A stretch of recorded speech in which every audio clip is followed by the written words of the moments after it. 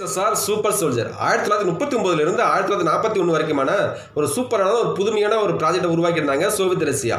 இந்த super soldier அப்படிங்கிற ஒரு மிகப்பெரிய ஒரு ரகசிய திட்டத்தை வந்து உருவாக்கியிருந்தாங்க. பொதுவாகவே இந்த ராணுவத்தில் இருக்கிறவங்களுக்கு இந்த பெயின் கில்லர் கொடுக்கப்படுங்க.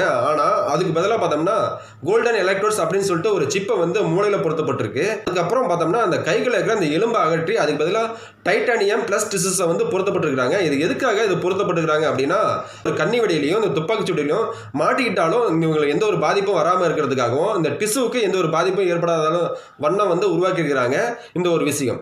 இதனால் வந்து மூளையில் பொருத்தப்பட்ட இந்த எலக்ட்ரோட்ஸ்னால இவங்களுக்கு எவ்வளோ பெரிய காயம் ஆனாலும் இதை வந்து வழியே தெரியாத அளவுக்கு உருவாக்கியிருக்கிறாங்க இந்த ஒரு திட்டத்தில். அதிர்ச்சி அளிக்கக்கூடிய விஷயம் என்னன்னா அந்த சோவியத் ரஷ்யா மாதிரி அந்த ஜெர்மனி படையினரும் வந்து இப்படி ஒரு சீக்ரெட்டான ஒரு ப்ராஜெக்ட் உருவாக்கியிருந்தாங்க.